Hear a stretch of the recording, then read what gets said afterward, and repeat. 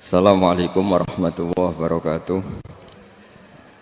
Bismillahirrahmanirrahim. Nahmaduka ya ghafuru ya syakuru. Mashalli wa sallim barik ala sayyidina maulana Muhammadin wa ala alihi wa sahbihi asfa'in. Nama ba'du. Rame jamaahnya gini-gini itu dikelola oleh manajemen. Ada masjid yang kelihatannya sepi, jamaahnya ya sedikit tapi kadang-kadang diridhoni Allah. Kenapa? Karena masjid itu enggak menjadi problem sosial bagi komunitasnya. Saya beri contoh, masjid rame tentu baik, nggak perlu saya ceritakan, karena masjid rame itu ya mesti baik. Masjid yang banyak jamaahnya tentu baik, itu nggak usah dibicarakan. Tapi ada beberapa masjid yang sepi, tapi Allah itu suka. Kenapa? Karena lembaga agama itu nggak boleh mengganggu sistem sosial. Jadi kita tidak pernah tahu cara berpikir Nabi. Yaitu banyak kan sahabat habis sholat duhur, ba'diyah di masjid, qobliyah di masjid. Apa kata Nabi? La taj'alu buyutakum kuburan, cung nak apik aja mbok entek-entekno ning masjid. Omam yo bagai keapian. Rumah kamu jangan jadikan kuburan. Jadi sholat sunatnya di masjid, ba'diyahnya di masjid. Pulang-pulang tanya, "Mah, makannya di mana?" Terus marah-marah karena kurang disediakan makanan. Kan lucu kan? Di masjid qobliyah, ba'diyah pulang-pulang tanya apa? Makanan. Tersinggung lagi kalau belum disediakan. Akhirnya apa? Anak-anak kita yang kecil kenangan melihat bapaknya itu apa? Bapak itu orang yang kalau dari masjid tanya makanan dan marah kalau tidak kesampaian. Coba kalau kamu datang dari masjid sholat, kenangan anak kamu apa? Bapak itu orang yang kalau datang dari pergi sholat. Sehingga kenangan anak-anak kita ini melihat kita sholat sujud di rumah. Jika Nabi membahasakan apa? Jangan jadikan rumah kamu sebagai kuburan, kasih jatah sholat. Sehingga ulama mengatakan jamaah itu paling baik itu di masjid untuk jamaah fardu. Untuk sholat sunat beberapa malah sebaiknya di rumah. Sehingga saya ini sebagai kiai ya sering bingung. Bingungnya kadang ada orang terlalu overacting, ingin masjidnya ruame sehat. Yang satu enggak. Saya ini sering dipamiti. Biasa akhirnya bingung. Bingungnya ya barokahnya ngalim itu bingung. Kalau enggak ngalim malah enggak bingung. Karena ya sudah harus gitu. Sampai tak beritahu ya. Nabi awal ngendikan itu ju'ilat lanal ardu kulluha masjidan. Semua tanah Allah itu hakikatnya masjid. Apalagi ini rumah kita. Anak kita biar menyaksikan saat kita sujud, saat kita baca Quran, saat kita ngaji. Kalau semua ini di masjid, kemudian Anda di rumah taunya makanan, menuntut ngopi, menuntut kenangan di keluarga kita kurang baik. Makanya Nabi membahasakan apa? La taj'alu buyutakum kuburon. Jangan jadikan rumah kamu sebagai kuburan. Apalagi ada pepatah lagi, al-ummu madrasatul ula. Ibu adalah madrasah pertama. Coba kalau kita ngajarin Quran di rumah, ya tentu masjid ya tetap ada kegiatan, tapi jangan sampai mematikan rumah. Sehingga kita sebagai ulama itu ada masjid rame ya seneng, ada masjid setengah rame ya gak apa-apa. Asal efeknya menyebar ke masyarakat. Jadi ramenya masjid ya baik, tidak rame kalau yang rame ibadah di rumah-rumah juga baik. Maka dulu zaman Nabi Musa malah istilahnya waj'alu buyutakum qiblata wa aqimus sholat. Jadikan rumah kamu sebagai kiblat, sebagai tempat ibadah. Coba kenangannya Nabi kalau sholat malam itu di rumah apa di masjid? Di rumah. Sehingga Aisyah punya kenangan sampai hatta waromat kodamau, sehingga kakinya Nabi bengkak. Dan Nabi alami saja. Kamu kira Nabi sholat punya kayak anak-anak sekarang kan yang ada ruang sholat, ternyata hanya dipasang sajadah sama tasbih, nggak pernah dipakai. Kalau Nabi enggak, yang dipakai Sayyidah Aisyah itu ya tempat sholat. Sehingga kata Aisyah, Nabi itu sholat di tempat tidur saya. Kalau Nabi sedang berdiri, kakiku tak selonjorkan. Kalau Nabi sujud, kakiku tak ingkretkan. Ya di tempat Sayyidah Aisyah tidur itu Nabi sholat. Pas berdiri kan berdirinya Nabi lama, Aisyah selonjor. Pas Nabi mau sujud, kakinya diingkretkan. Segampang itu Nabi. Akhirnya apa? Kenangannya Aisyah sebagai istri itu doa-doa tahajud, doa-doa. Coba kalau Nabi tahajudnya di masjid, Sayyidah Aisyah tidak punya kenangan doa-doa apa? Sehingga kita harus ngikuti ngaji. Sehingga kalau nuruti teori ya sholat itu ibadah. Sebaiknya kalau ibadah ya di tempat ibadah. Tidak seperti itu cara pandang. Kata Nabi, semua buminya Allah adalah saksi kita ketika ketemu Allah. Semakin saksi itu banyak, maka semakin baik. Maka kalau sholat sunat, kesunatannya itu pindah-pindah tempat. Tapi ya jangan terlalu habis di sini terus pakai mobil ke sana gitu. Iya, kalau pas di perempatan ada orang cantik nggak jadi diterusin nanti. Tapi ini sama saya cerita ya. Jadi di antara mengkaji Quran itu mengkaji cara Allah membuat khitab. Dan yang kunci semua adalah Allah adalah zat sing otoritatif, malikul umurikul, ya, pengendali dari semua. Maka kalau nyifati Allah ya tetap yaghfiru liman yasha wa yu'adzibu may yasha. Ngendikane Kanjeng Nabi Muhammad sallallahu alaihi wasallam niku teng hadis sahih mutawatir niku, as-sholatu khairun maudhu'un fa aktsir aw aqilla. Kula balen balik. As-sholatu khairun maudhu'un fa aktsir aw aqilla. Jadi sholat itu kebaikan yang sudah bawaannya dulu. Jadi sudah bawaannya sholat itu kebaikan. Maudhu itu sesuatu sing asli. Pokoknya sholat itu mesti api. Sebab niku ngendikane Nabi, cek kue ngekeh-ngekehno jumlahe sholat, cek jumlahe nopo sih? Dalam konteks artinya sholat fardu karuan, kaifiyai karuan, aturannya karuan. Terus sholat itu wonten disebut an-naflul mutlak atau sunat mutlakoh. An-naflul mutlak atau sunat mutlakoh itu pantangannya hanya 3, enggak boleh ba'da subuh hatta tatlu asyamsu sampai sering napa meletek. Enggak oleh pas waktu zawal. Ngene iku antarane mriki pinten nak dhuwur iki 12 5 menit. Pokoknya meh dhuwur niku mboten angsal. Iki jenenge wektu napa? Zawal. Terus nomor 3 ba'da asar nganti napa? Surupe napa? Srengenge. Larangan 3 sholat ini bisa dibatalkan kalau ada sebab yang mukorin. Misalnya bar ngasar kok ana wong mati, berarti kita angsal sholat napa? Jenazah. Utawa kue bar subuh mlebu masjid terus diwudu. Niku ana ulama sing darani tetep sholat tahiyat napa? Masjid. Mergo sebabe nggih dukhulul masjid. Jadi hanya ada pantangan niku wae. Niki rungokno tenan nggih. Nah terus yang menjadi kontroversi mulai zaman ulama ngantos sakmangke itu kaifiyah kados traweh. Wis ora usah tersinggung niki ilmu. Teng riwayat-riwayat Bukhari Muslim Nabi nu nak witir itu 9 rakaat. Lam yakut min hunna fi akhirihinna illa wahidah. Di Nabi nate sholat witir itu 9 rakaat enggak duduk sama sekali, mau terakhir duduk pas ke-9 terus salam. Nah, sebagian riwayat Nabi memotong sholat itu sholatul laili masna berarti 2 8 terus 1 witir. Niki rungono tenan. Sehingga ketika ada sholat taraweh yang 4 rakaat tanpa tasyahud, sebetulnya secara fikih pasti kita sepakat sah. Karena kalau 4 rakaat tanpa tasyahud pertama, kenapa kita katakan sah? Karena Nabi malah pinten songo, lebih seru dong.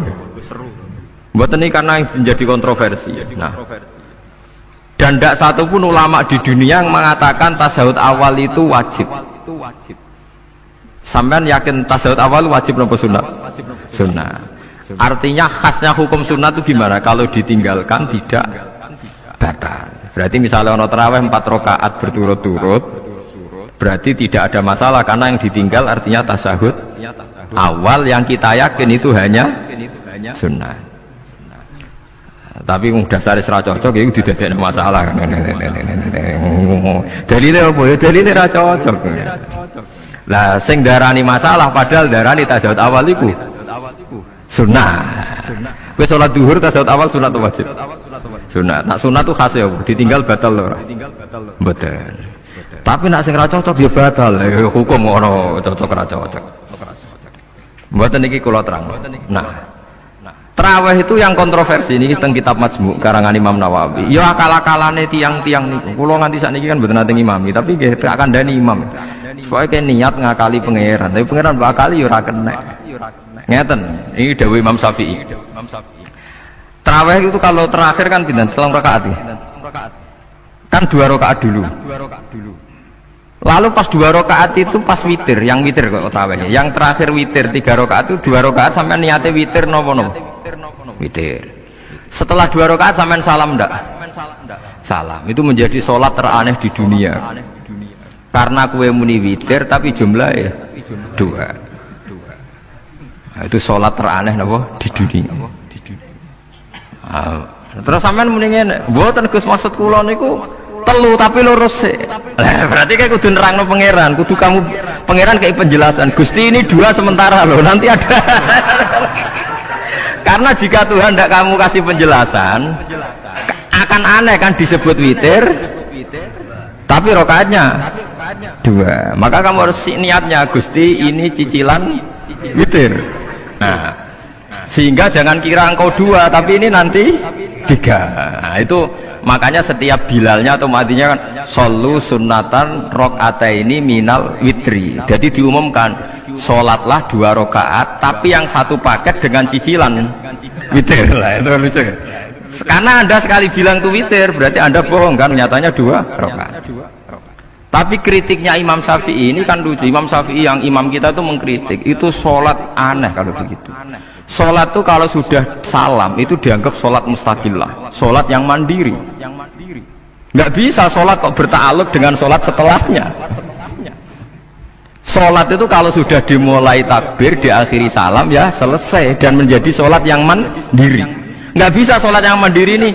Engkau nasibku ngenteni yang satu itu. Iso sholat tapi selesai yo. Selesai. Sebab itu seharusnya witir agak resiko ya orang rakaat langsung tasahud awal, engkau terus tambah sak rakaat. Kados mirip maghrib lah, mirip apa? Maghrib.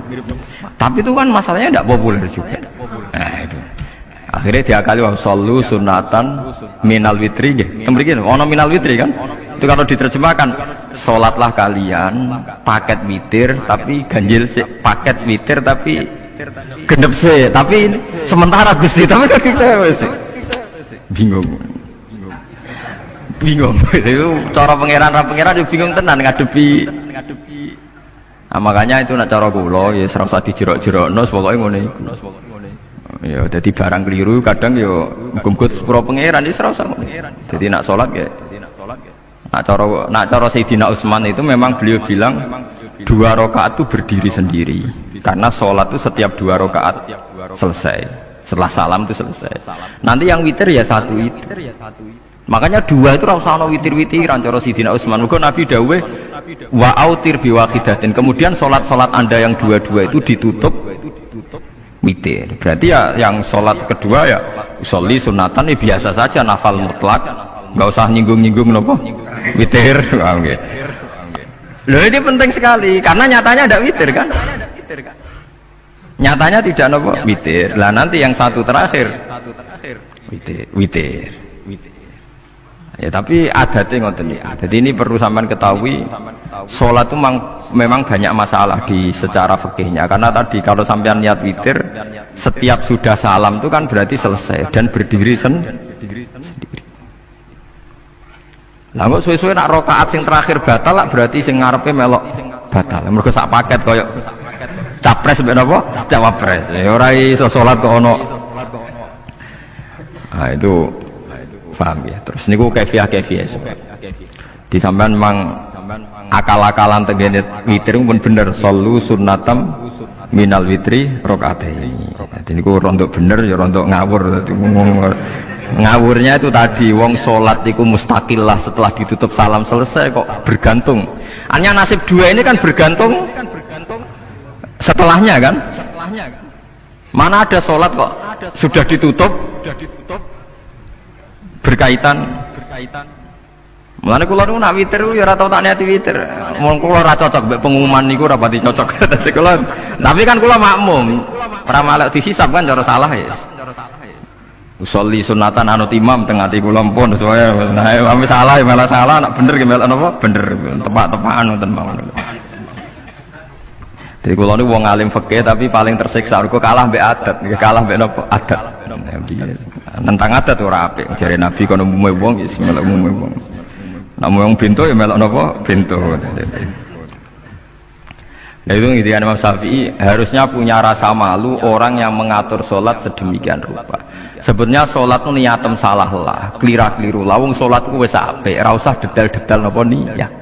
Lalu dari Imam Syafi'i kowe mlebu masjid niat duha ya untuk tahiyat masjid, niat tahiyat masjid nek waktu duha ya untuk duha. Karena wis barang apik, wis piye-piye tetep apik. Ngono, dadi ora usah ribet-ribet niat ngono bae, wong barang apik.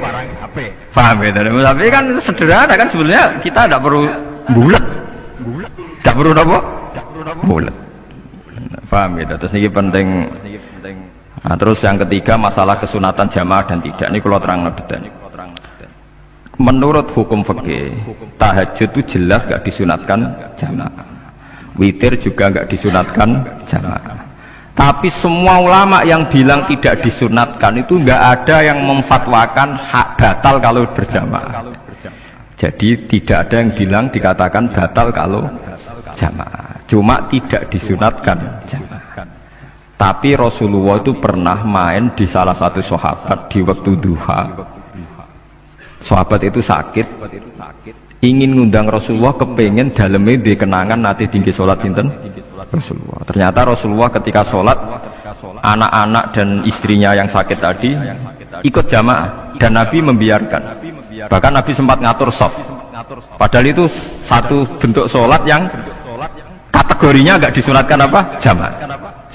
Itu makanya Imam Nawawi bilang sholat-sholat yang enggak disunatkan jamaah itu masih boleh jamaah. Seperti witir, duha. Nggih, tapi aja terus jadi gerakan tahajud bersama. Nah niku kula ora cocok nih. Wong ora kepengin tahajud kok dijak napa? Tahajud. Kula nggih nate dipamiti Gus ana tahajud bersama. Cangkem ora usah. Wong sing ngeloni bojone yo lagi ibadah, bocah ibadah sing ora enak ngono lho. Mergo jare Nabi wis jelas wa fi buti ahadikum sedekah. Tadi kowe iku malah lucu. Wis ibadah kok bocah apa? Ibadah. Jadi sing ngeloni, lho ngeloni ra kudu ngeloni bojo, ngeloni anak iku ya napa? Ibadah. Takokno ruhen. Nak ngeloni bojo gak di masa depan ngeloni apa? Anak. Ngeloni anak nggih napa? Ibadah. Ning omah jaga anak bojo timbang dhewean nggih napa? Ibadah. Mulane kula nu rapati cocok nek ana tahajud bersama oleh tapi aja dadi gerakan. Nak sing pun nglampahi nggih monggo, sing umate seneng nggih monggo, itu tetap baik. Tapi baiknya bergantung sejauh mana ini tidak dimasalkan. Sekali dimasalkan tetap tidak napa baik. Karena nanti punya akibat yang sedang baik diajak baik yang lain, dari baik nikmat menjadi baik gremeng, itulah itu perkara kan. Hanya orang kan sepakat kan nak ngumpuli bojo ibadah, kabeh ulama sepakat kan. Dan itu penggemarnya banyak. Terus dijak ibadah yang penggemarnya sedikit. Dasar imamnya ra cocok. Lah itu kan resiko agama dikomentari kan tinggi. Makanya tidak usah dimasalkan.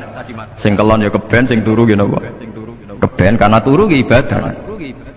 Wong turu niku mari ra maksiat. Wong zina mergo apa? Mergo ora turu. Wong maling mergo ora turu.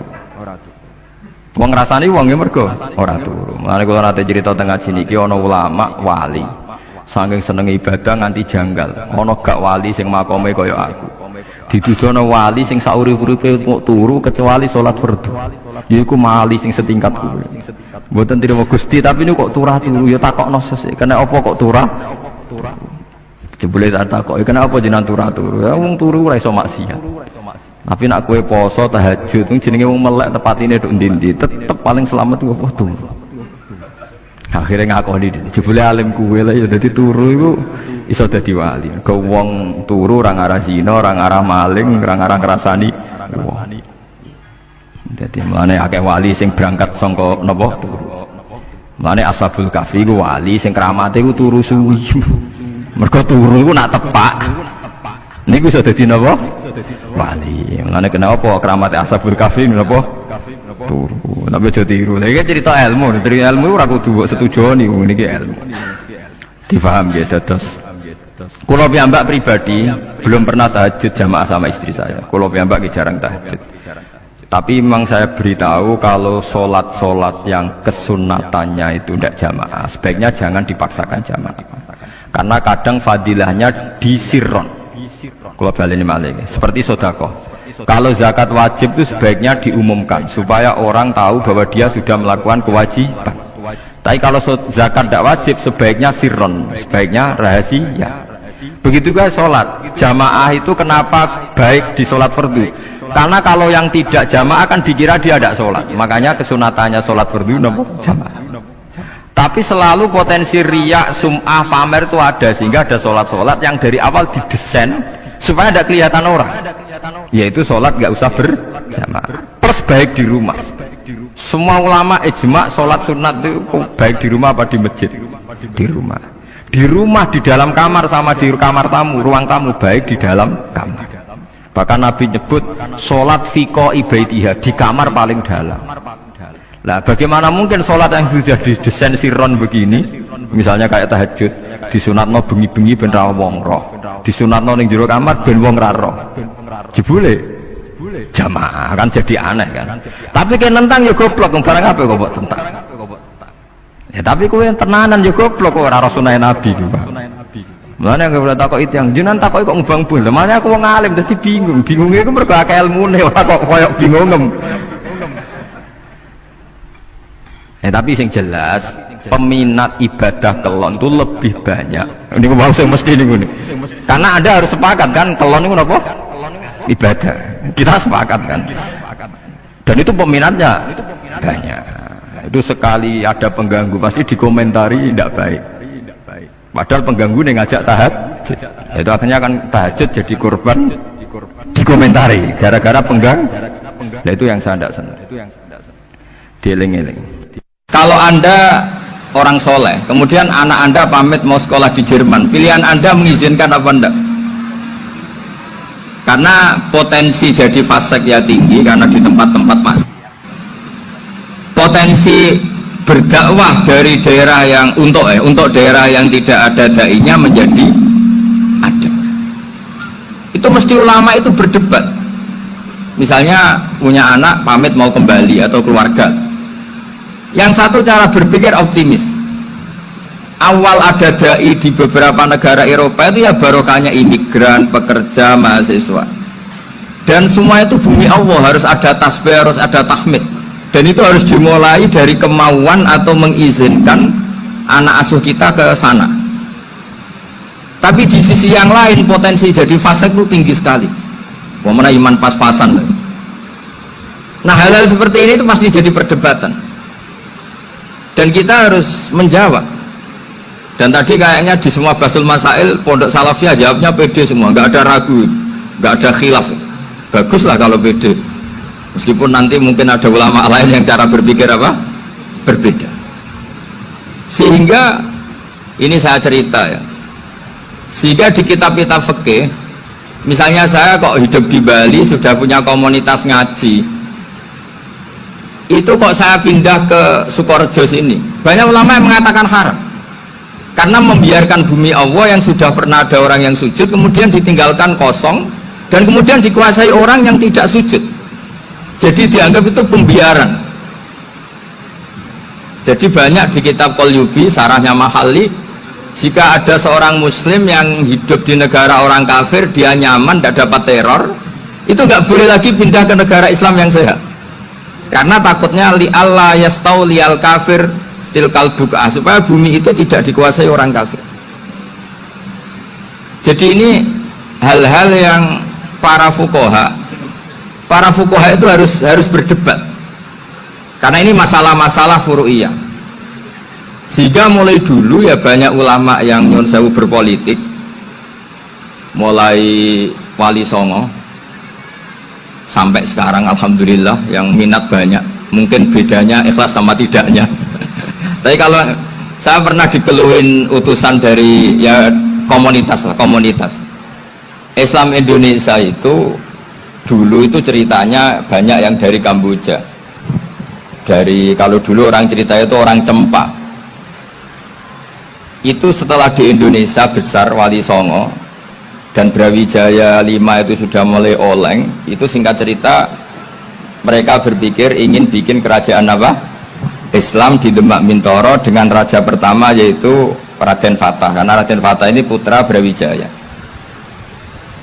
Padahal setelah jadi kerajaan ini era cucu sudah konflik, berebut kekuasaan Akhirnya sampai jadi Jipang, jadi Jogja, jadi Solo dan seterusnya.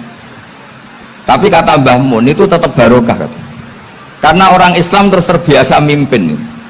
Sekeliru-keliru sidik, semoga orang Islam biasa mimpin. Sehingga zaman Mbah Hashim ya sudah mimpin Masumi, zaman Ki As'ad pengaruhnya besar, sampai sekarang Kiai-Kiai pengaruhnya besar. Nah barokahnya Kiai-Kiai pengaruh besar ini sampai moral jadi ukuran. Misalnya sekarang ada calon bupati kok nggak sholat itu pasti kalah. Jadi sholat itu jadi tolok ukur untuk calon apa? Bupati. Meskipun mungkin punya efek pura-pura sholat, tapi nggak apa-apa lah. Sementing moral ini jadi ukuran. Sementara yang di Thailand, di Patani, itu karena dulu pelajarannya tasawuf, itu orang nggak ambisi mimpin dunia. Tahu-tahu dipimpin. Dan akhirnya nyuwun sewu ya saage Islam-Islam yang dulu terlalu tasawuf karena nggak punya pengalaman memimpin. Akhirnya lazimnya konsekuensinya hanya dipimpin. Tapi Islam Indonesia beda. Karena kulino mimpin itu akhirnya dari orang Islam biasa menjadi Islam yang sholat sampai Islam yang bisa ngaji itu bisa mimpin negara. Tentu yang paling populer dimulai Gus Dur.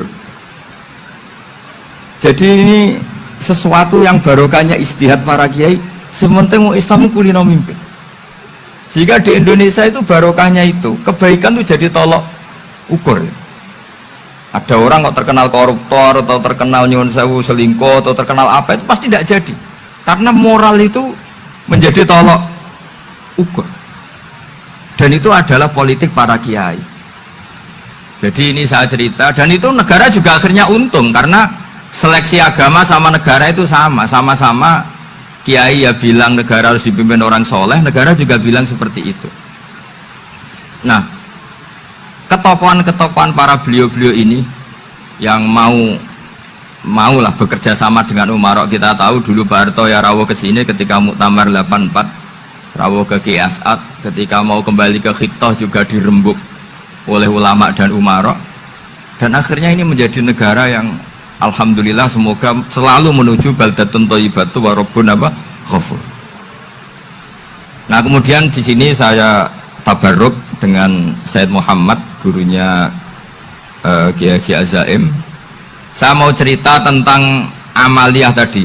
Saya sebetulnya nggak niat bacakan bab itu, gara-gara ada khataman jumlahnya banyak saya jadi pusing. Ini panitia tanya, khatam betul apa enggak? Iya Gus, khatam betul. Tapi kayaknya saya tidak yakin itu. Karena saya ini kan dari pondok tahfidz itu. Biasanya anak khataman itu ya rodok bodoni itu. Wes dibaca buanter sing nyemak ya mau ndelok pojok tok. Mergo kebanteran. Nah, akhirnya lafat-lafat yang di tengah itu enggak di apa? Baca. Tapi ya semoga dimaafkan Allah lah. Yang jelas itu enggak.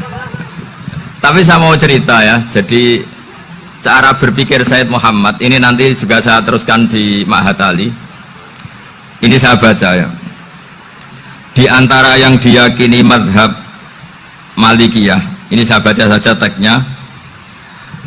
Jadi ada riwayat namanya, kalau Said Muhammad bahasakan itu Ataqoh Somadiyah.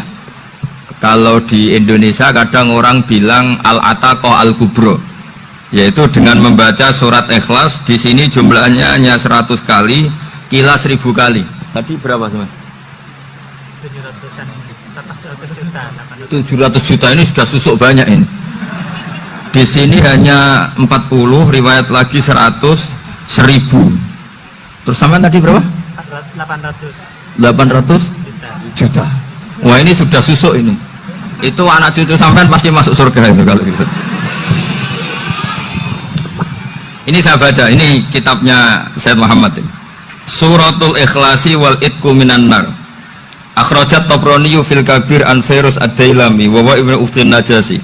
Waqad khadaman Nabiyya sallallahu alaihi wasallam. Orang ini jadi khadimnya Nabi. Qala Rasulullah sallallahu alaihi wasallam, "Man qara'a qul huwallahu ahad mi'ata marratin fi shalat aw ghairiha kataballahu lahu bara'atan minan nar." Ini hanya berapa ini? Mi'ata marrah. Berarti kalau satu orang itu cukup 100. Tadi sudah untuk 7 turunan tadi untuk orang berapa? 800 juta. Ya, untuk 7 turunan cukup ya? Cukup. Untuk 7 turunan. Ya, sudah susuk ini, sudah susuk ini. Waduh, ribet ini. Nah ini tak cari pembenarannya, ini supaya keren. Ini di halaman 188 Abwabul Farad. Warwa Ibrahim bin Muhammad al-Khiyari fi fawaitihi an Hudzaifah marfu'an. Man qara'a qul huwallahu ahad alfa marratin faqad ishtara nafsahu minallah. Berarti 100, ada riwayat lagi 1000. Nanti tak carikan lagi yang berapa? 1 miliar mungkin. Jangan banyak-banyak. Nah ini saya baca ya. Wa hadzal adatu huwa al-ma'rufu bi ataqatis somadiyah. Wa qad nassa jama'atun mutaakhiril malikiyah ala istihbabi ataqatis somadiyah wa haddu ala qiraatiha wa istimaliha. Minhum Asy-Syaikh Abdus Salam Al-Asmar sak terusé ini.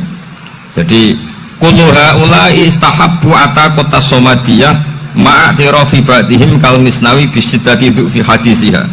I'timadan ala anna hadza minal fadha'il allati yutasahalu fiha.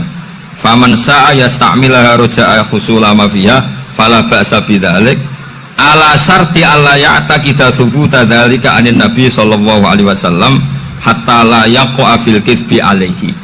Jadi intinya itu silahkan Anda bikin jumlah sesuai versi Anda, yang penting Anda jangan kampanye kalau itu perintah Kanjeng Nabi Muhammad sallallahu alaihi wasallam. Karena kalau kamu atasnamakan Nabi kemudian jumlahnya sampai 800 berapa? 800 juta, berarti Nabi mengajarkan masyakoh pada umatnya. Jadi cukup yang riwayat itu di sini hanya 100 sama 1000. Jadi kalau jumlah tadi untuk 7 apa? Turunan. Jadi kamu harus ditutup dengan doa, ya Allah, semua itu bukan untuk saya tapi untuk 7 turunan. Tolong catat ya Allah. Karena itu. Jadi artinya gini loh ya, orang Indonesia yang sering mempraktekkan ataqosomadiyah itu bukan tanpa dalil. Ternyata dalam madzhab Maliki, saya masih ingat ketika mbah saya kandung, bapaknya bapak, asmane Mbah Nur Syam, itu wasiatnya minta dibacakan 4.000. Yang baca pas itu ya bapak sama anak-anaknya. Dan kemudian alhamdulillah zaman akhir itu mulai agak ngawur.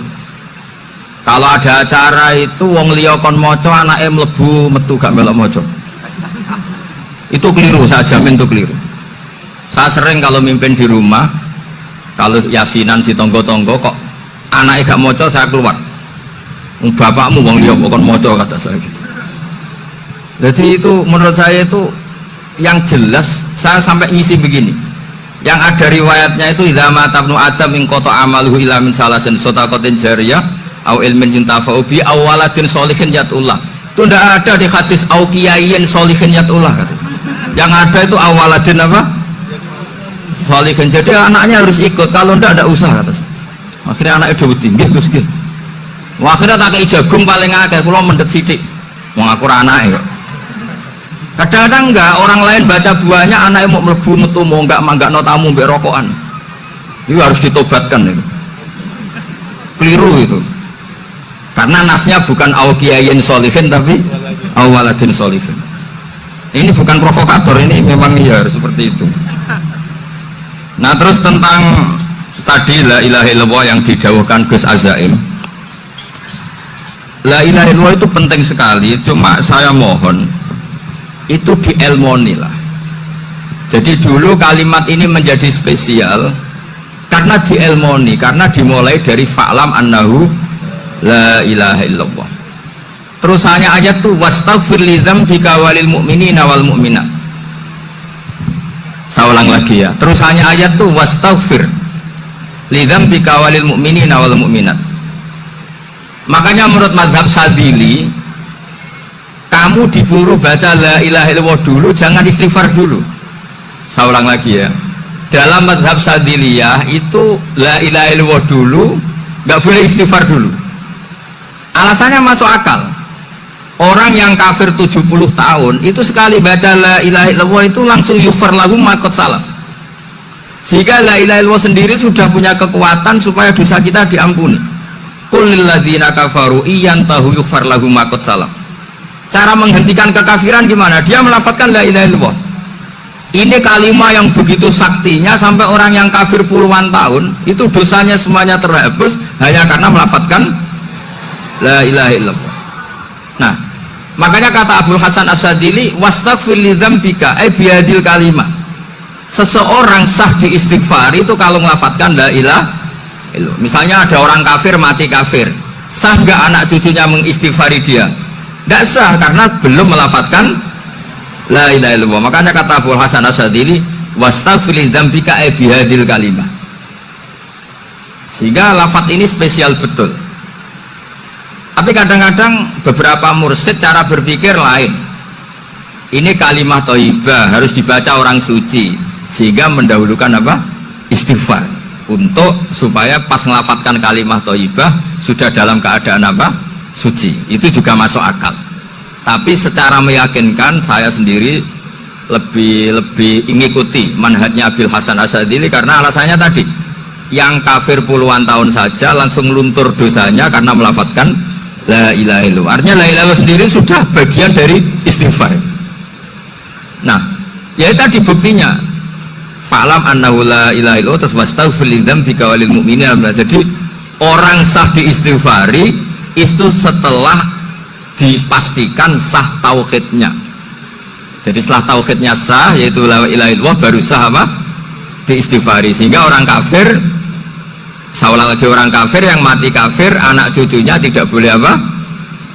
Tidak boleh menistighfar. Terus saran saya kedua, la ilaha illallah itu filosofinya itu nafyun li uluhiyatil ghairillah wa isbatun li uluhiyatillah wahda. Filosofi la ilaha illallah itu gimana?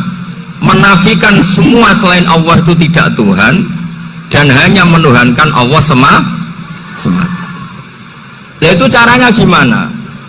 Caranya kita harus terbiasa. Ini karena tadi saya dibilangin panitia ini rata-rata mustameknya atau mustamiatnya ini santri.